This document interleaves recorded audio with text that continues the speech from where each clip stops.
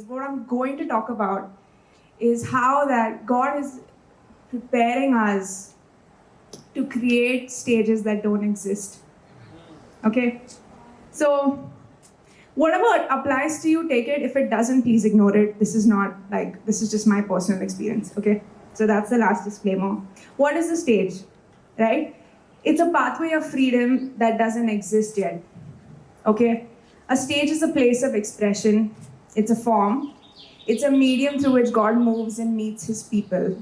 I know Ricky's talking about screens, okay? I'm talking about specific physical stages, right? But this is like a base for what we're gonna do in an hour and a half when we're together, which is why I'm giving you this, which is basically, through millennia, stages has looked different, right? From cave walls to radio to TV to actual theater places to the amazing Hope You See stage to YouTube, where you probably saw me, maybe, and Zoom gigs, which are really boring. The context continues to change. Stages look different with time. Stages host the presence of God, not the other way around. Okay? What is a stage for? Any kind of stage, like I said, a medium, right?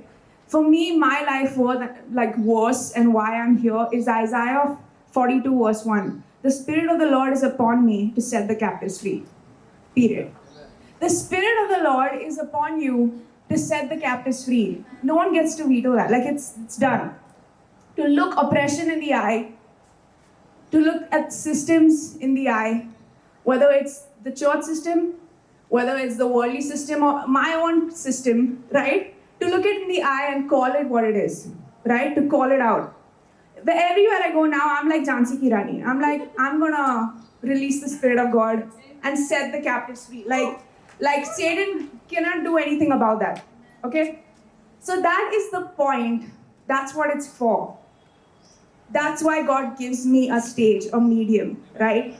How do I grow in it?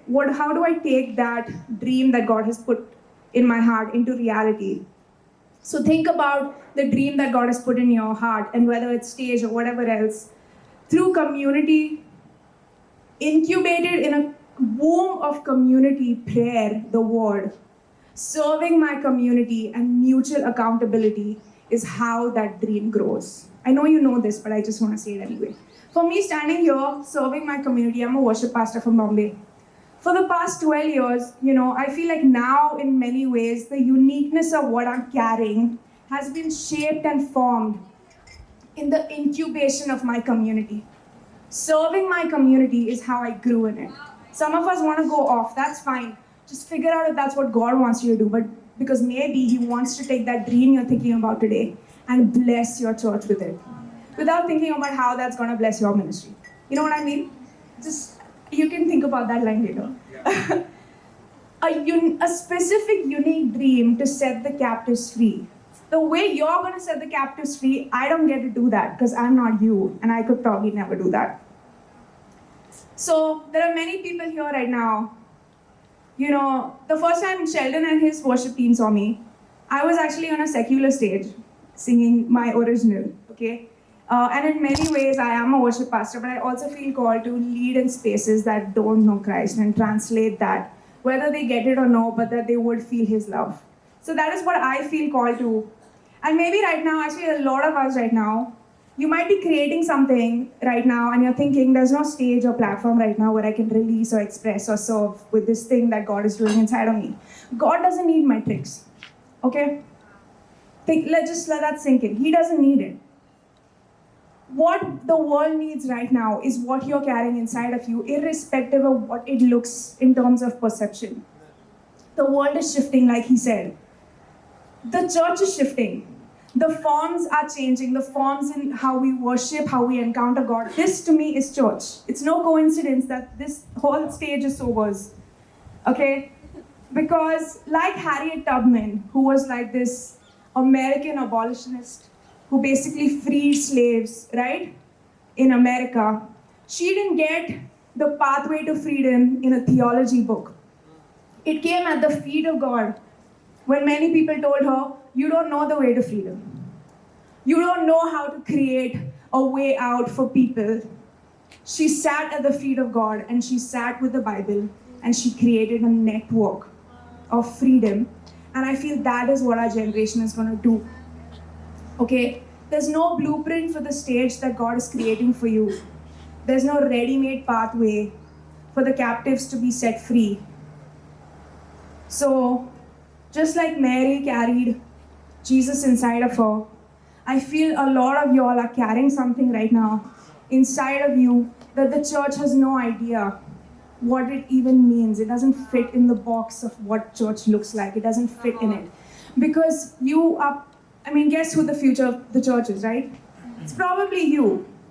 That's what we need. Again, I am a worship pastor. I love the worship movement, okay?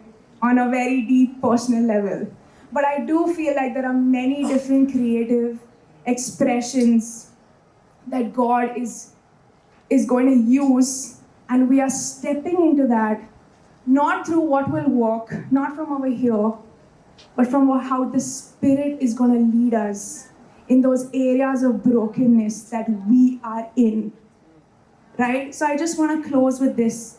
I was called to this Arab country where people don't really know God, and I was asked to share my story, my testimony, and songs. I gave them a list of what I normally do. They were mostly kind of Christian songs. And they said, hey, this is not going to work. You have something else. And I didn't have anything. I gave them like these songs that I wrote in my bedroom. And they weren't Christian, like I said, right? They were like more secular stuff. You haven't heard that yet. And then eventually, they said, this is perfect. This is great. Well, I was in this city, and I could see like 200 kids singing the song I wrote in my bedroom. And I realized that, oh my gosh, like what God is doing inside of us, the creativity that is there inside of you, is literally, it is a pathway for where the church can go. And I feel like that a lot of people here are there. And I know this is one aspect of stage, but I want you to think about it, right? And I want you, if this is something that you relate to and that's on your heart, I want to say, as the church, we are with you. We are with you as the church. This is a body, right? We are with you. We are here to pray for you, to support you. And like Joseph, I feel like this community, Spikenard, and all these guys, right?